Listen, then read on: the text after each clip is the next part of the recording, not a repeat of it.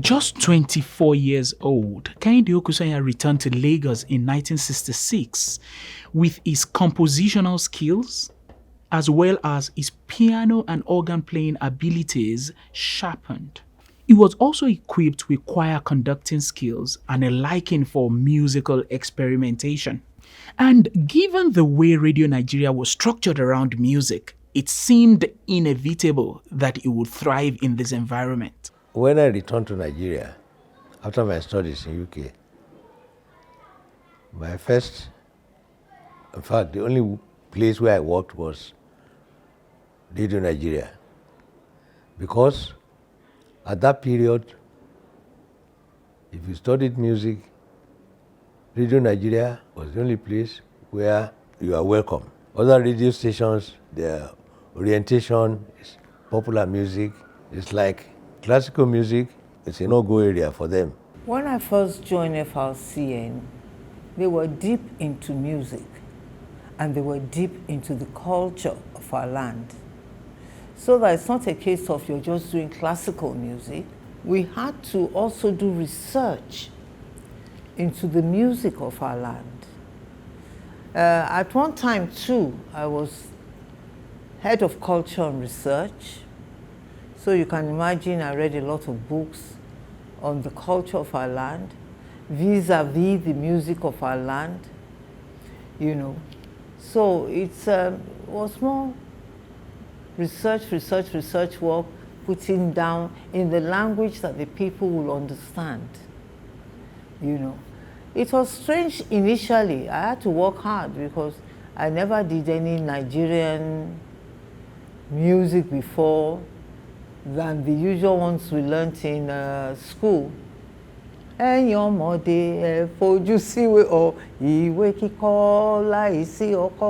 know, that kind of thing. Those tales of the tortoise, those were the things that brought music closer to me in those days. But here you find people who are ready to record. They recorded the music of their states. You have to read about the states. You have to read about the people, know what they're really doing. You know, people like Maman Shata Katsina, the Kutungi man. A man could have a sardine tin, put strings across, and was making music, and in addition, was making money from people like Gawan, you know. They admired him because he was promoting their kind of music. But gradually with my colleagues, I got to know the sound, I got to know the flavor of the various areas. It was in this setting that Kehinde Okusanya began to negotiate and expand what was known and practiced musically at the Nigerian Broadcasting Corporation, starting with collaboration and support for his colleagues. He was a very good colleague, very good colleague. He will help you where you have problems. No, it's not like this. It's not. Is that how you're going to write it? But he himself, he will come to the office, get out of the thing, do his work. He does do his work. Before you say, Jack Robinson, he's got inside that car and hopped out. I was the producer of a lot of programs, especially Saturday night out. He used to accompany me to the venues even at night.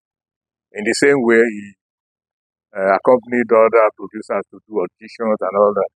He was deeply involved, and so everybody was happy with him. He had a big office and a big table. Everything was piled there. But ask Mr. Okusanya for a file. Oh, yes. It's there. Pile full of files, and he will bring it out. How do you know that that's the file that you're looking for? He said, I was the one who put it there. I should know.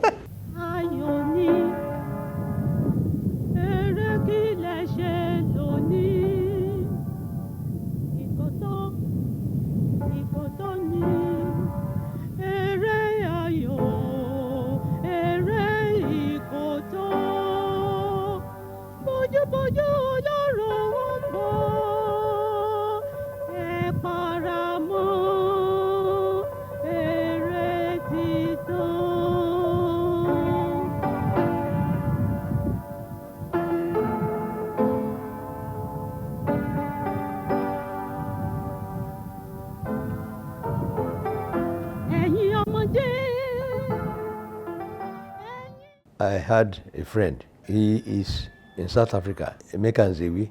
Studied ethnomusicology in the University of Nigeria, Nsukka. That's where he came from. And I came from Guildhall School of Music. We were employed at Radio Nigeria at the same period. His major instrument then was a clarinet. Emeka and myself, we decided to just expand our repertoire, also look forward to exposing ourselves because nobody could do it for us.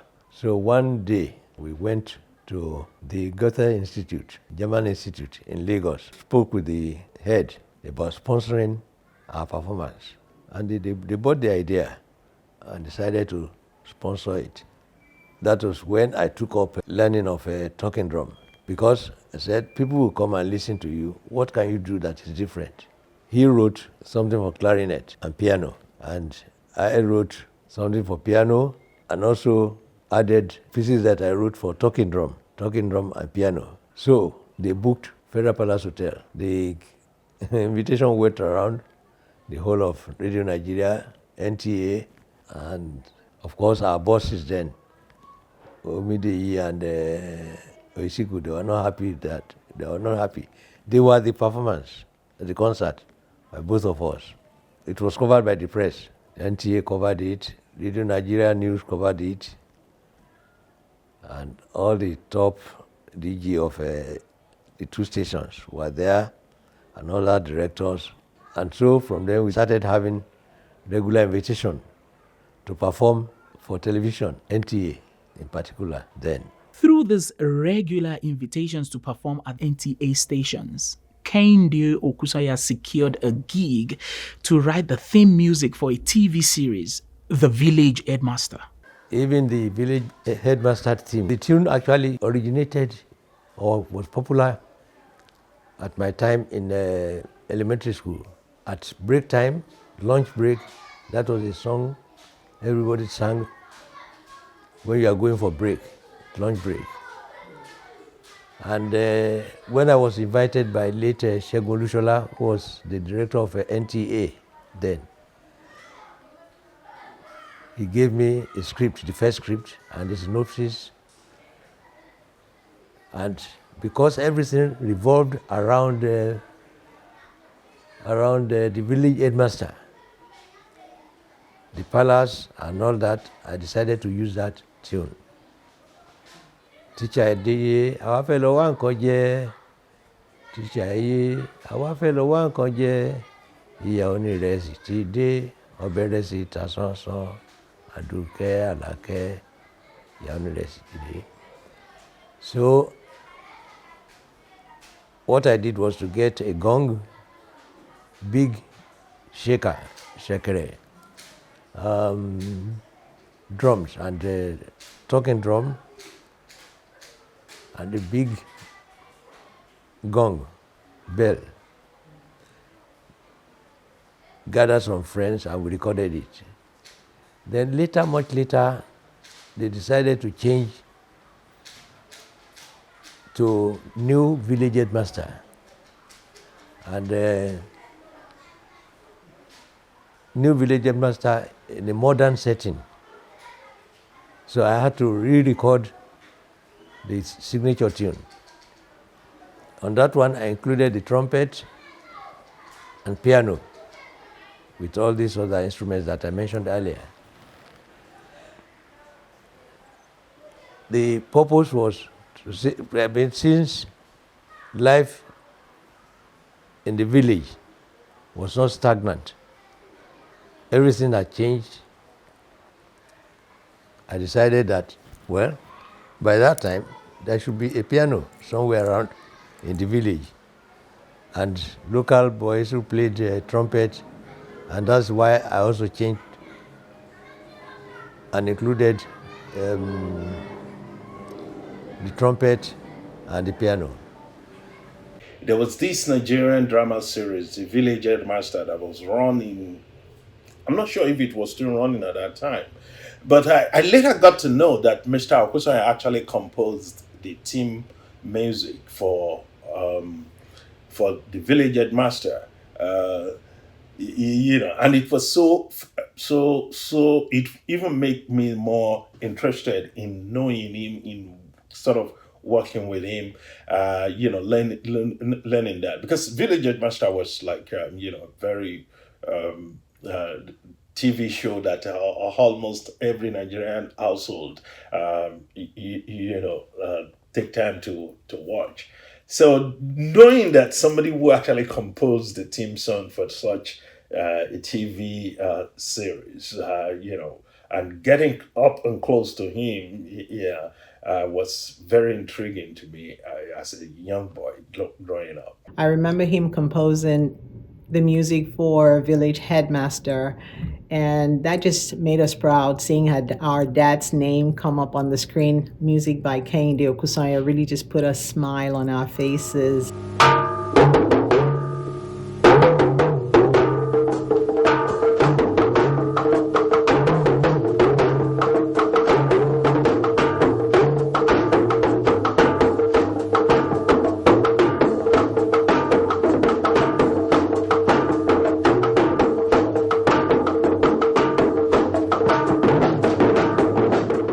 Kehinde Okusanya soon had the opportunity to direct the Radio Nigeria Choir, where he once again displayed his ingenuity. He sought a way to appeal to diverse musical audiences, and one way he achieved this was through quodlibet-style descants. In musical terms, a quodlibet combines two or more pre-existing melodies in counterpoint. The challenge lies in ensuring that the overlapping melodies align harmonically and fit metrically. That is, they would start about the same time and also end about the same time. Of course, we all know in the Anglican setting, we all know the Western way of construction of a descant. I mean, we use the normal way of having a descant on hymns. But to him, he jettisoned that. He discarded that westernized way, that conventional way of having descant. I mean, how on earth would you be singing? For example, we have Saint B, of course, a popular song, Take My Life and Let It Be. Take my life and let it be consecrated, Lord, to thee. Then you have a descant like, oh yeah, kokon mi ma jo, oh yeah, kenu mi ma yo, oh yeah, kokon mi ma korin yo go. And it will be fixing it, and everything will synchronize together. I mean, who does that?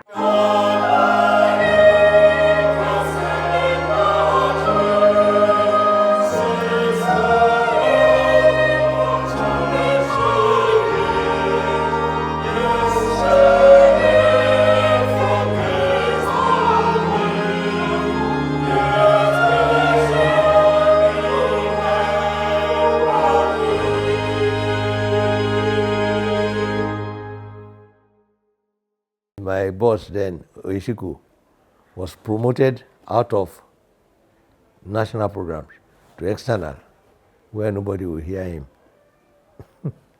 Because he held on to Radio Nigeria Choir so religiously that, in fact, he wasn't interested in anything else, just Radio Nigeria.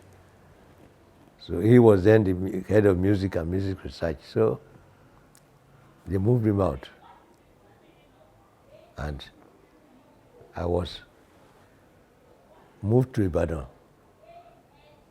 So at the time they moved him out, I was recalled to Lagos to start acting as head of music and music research.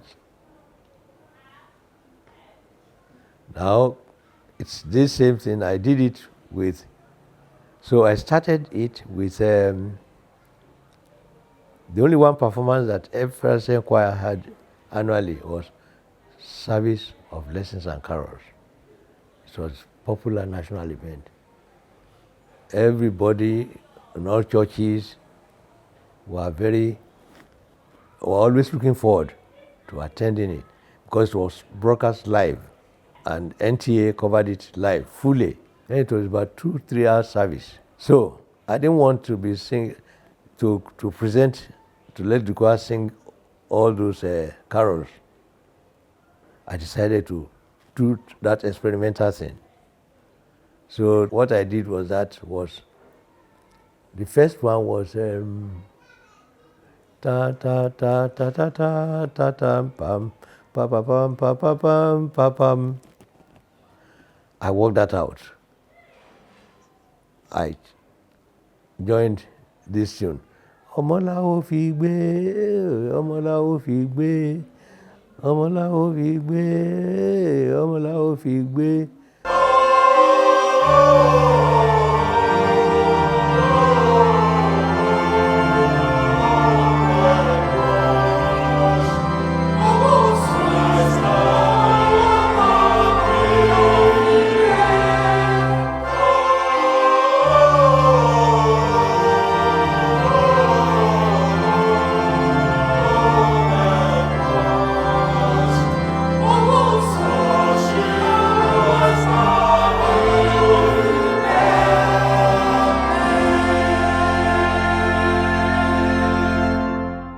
Because of my interest in Yoruba music in particular, I said, what can I do? I wanted to do something that would be different, yet acceptable.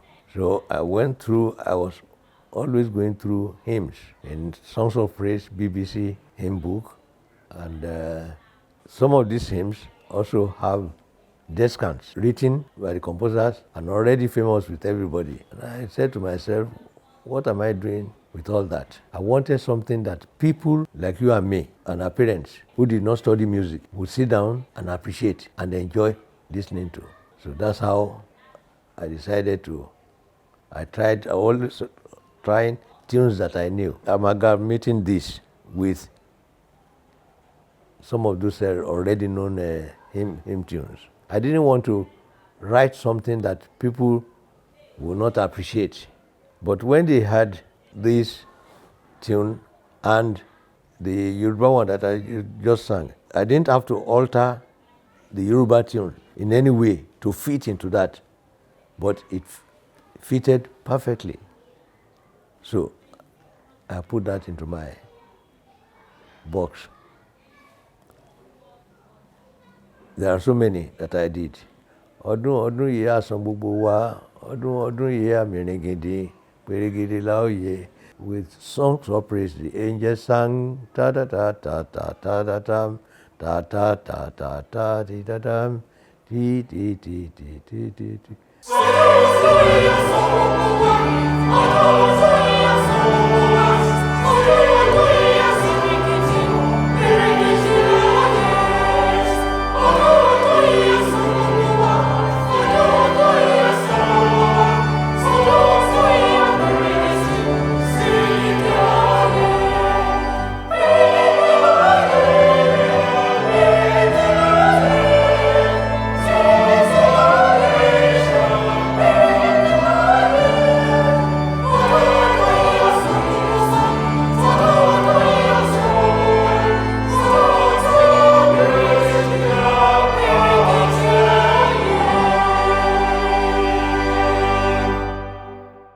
He also had these traditional or sometimes choruses, popular choruses that he used as descants for several hymns like that. And he had several arrangements like that. Sometimes those things look not too serious, but they are beautiful. And everywhere I went, either a lawyer or Radio Nigeria, I always want to make sure that I make a mark, do something that has not been done before.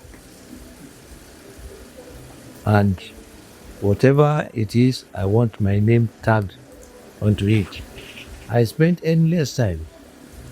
These things that came so simply as a so-called descant, it was not something that took just a few minutes. Even when I go to the bathroom, I'm with the hymn book. When I see a popular tune, largely from Anglican hymn tunes, I try as much as possible getting and see if the Yoruba tales that I'm going to make use of, it will tally and go well with it without altering. That's the important thing. Without altering the tune itself. And anything he did it to the highest standards. He was never a man of competition. I remember one time we were having a choir festival on the 4th of December that year, and Maison Center was having a grand concert at the time. I think Cathedral Choir and about 4 different events were going on at the same time. And I was wondering, who are the people that will come to our lawyer? And he said, every man to his own audience. And he would prepare himself expecting one skilled and trained ear, at least one, to come and listen to the festival they are organizing. So he was never a man of mediocrity. He would assume that even if all the members of the audience don't know the music they are performing, there's one trained audience, trained ear in the audience, that you should never make mistake of going below standards for. That was Mr. Okusanya. He was a man of high standards. He would infuse traditional folk songs as descants, or what I would call partner songs, with some hymns. And metrically, they would go in line and end together. He was just a man of ingenuity. That was Mr. Kehinde Okusanya. Like they affect most aspects of life, political events in Nigeria impacted activities at the NBC. Those who worked there felt the effects in various ways, influencing their careers and the work they dedicated their time to doing. First, the Nigerian Civil War from 1967 to 1970 disrupted a notable one among Okusanya's collaborative relationships. My very close friend, because only commoning by was Emeka Nzewi, we got our cars. Tomakpene Opel record. His own number was 1600. My number was LN 1620. But he had planned. Immediately we collected the car. The very next morning, he took off for the east. Of course, those of them who took off then, they never came back. He also knew that he wasn't going to come back to Radio Nigeria. He told me, confided in me. So he went. And he was actually the person who was teaching music at a Lady of Apostles in Yaba. So he handed over to me, took me to the principal of the school, Sister Philomena. That was how I took over. Now, 1 point. Radio. 75% of airtime at the time we joined was music. It was when Akin Euba was there as head of music, the salary of the head of music, even Fela Sowande, the salary of the head of music much higher than the salaries of other heads of section, because music was the ruler of the scene, was the ruler of the station, was upholding the station. And most of the programs we had then, and that was why, for example, in Radio Nigeria, the library of school also was placed under music section, because all of that things, subjects, talks, religion, music, talks, variety and entertainment, music was involved, and that made music more important than all others. And you know, the person was head of Radio Nigeria then, people like Khalifa Baba Ahmed, they weren't interested in these kind of things we're doing. I will tell you one story, and it's the truth.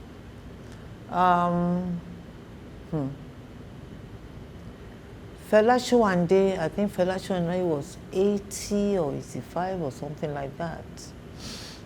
And we did a concert. We used this old Yonipe and this and that, Onidodo, you know, yeah, we used this music which he did for 1960 anniversary, independence anniversary, orchestral work. Now, there was a year that, was it Mama Shatta or one of the northern, so the music, the man too, was it, did he die or it was his birthday? The Khalifa was mad that we did not recognize the man the way we did Fela Sowande, this and that. They destroyed many of the recordings. I won't say more than that. How they were destroyed, I won't tell you. Very sad. They destroyed many of the recordings. You know, when it was our own, you didn't do something. When it was yours, you said the man was an organist, he's in USA, he's in blah, blah, blah. They destroyed those recordings. But luckily, I used the man's recording within another program that was in my desk at the time. That's how I managed to save that. But many of those recordings were, and then the rains came and washed away others. And then now they wanted to record, you know, to put onto computers and things. The materials were bad. So that's how FRCN lost valuable materials. Let's say somebody like Kehinde Okusanya was there. I know him. He would rush, save those tapes. The back of his car was a central bank like things. He would put the materials there, rush away, and we will still have something to fall back on, something to value. But at that time, many of them did not value. And since then, you remember we also used to record live bands, all those too. People like Bobby Benson, Victor Laya, and others like that. They were all washed away and destroyed. You know, it's a pity. Those days were good when we were there. I think almost all of them were recorded and archived in the library. But unfortunately, when they were revolutionizing the system, was it in the 70s? And they were moving to Abuja, meaning that the broadcasting house would no longer be the headquarters of radio and even television. Some of the people they brought at that time from the north destroyed a lot of what we had, wiped all the way. I mean, wanting to destroy what we had here in the south, so that it will not be said that this place is the headquarters. So even some of the programs that I recorded, like the Big Beat, were wiped. Tapes were wiped. And even the 1960s, you know, we had the independence in 1960. And people like Omashola, Ishola Folorunso, P.C. Lawrence and all that. They had a commentary on the ceremonies of our independence with the Queen and all that. But they were all recorded. I mean, even archived. But you see, most of them were wiped, were destroyed in the bid to move this place to Abuja. So it's very unfortunate that you can't find, if you go to the library today, you can't find anything. There's nothing useful there. The loss of archived works in this setting has been framed as a North versus South or Muslim versus Christian issue. I also viewed it through this lens until I came across Oluwatoyin Sotin's account of how Jimmy Solanke's Storyland recordings for NTA were erased. I will read a passage from this account. I'll be reading page 297. Although Jimmy recorded hundreds of episodes of Storyland, none of the archives are available today. The entire library no longer exists. According to him, NTA cleaned them off to record other shows as the years went on. They did not inform him of their decision to erase his work, and he was not given the option to have copies made for his library. As Jimmy says, hundreds of episodes gone. It appears that erasing recordings to reuse tapes for new programs was a common practice in broadcasting houses at the time. Only in hindsight do we recognize these recordings as valuable pieces of social history. Well, my aim is not to justify what was done, nor to deny the possibility of deliberate attempts to erase recordings that highlighted certain individuals, ethnicities, or religions. Rather, I want to add this perspective to the discussion on how parts of our recent history may have been lost. The reality we now face is that the archives containing the works of figures like Fela Sowande, Akin Euba, and Kehinde Okusanya at the NBC no longer exists. Fortunately, Mr. George Bako, who later became the Anglican Bishop of Lokoja Diocese, took the initiative to record the FRCN choir when he was the director of FRCN. The recording featured the legendary Kayode Oni on the organ, with Kehinde Okusanya as the pianist and conductor. Although the LP was not produced in commercial quantities, complimentary copies were distributed to high-ranking members of the FRCN at the time, as well as to individuals who participated in the recording. As a result, a few copies of this recording may still be found in personal archives in various homes today. After Kehinde Okusanya's time as the director of the FRCN choir, the position was abolished, along with many other specialized roles. There was also, at that time, controller drama. Controller drama, controller women and children, controller tours, controller features, controller variety and light entertainment. All of them were scrapped because they believed that whatever the discipline was, it could be done by somebody titled producer. Because everybody begins or began as producer.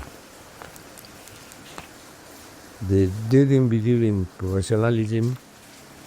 They believed that anybody could be controller music, even if that post existed.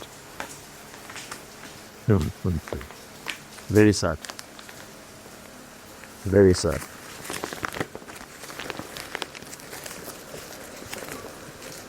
But they didn't believe that you could have any special knowledge to run music departments.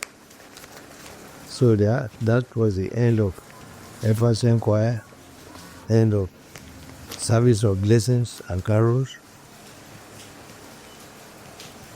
Then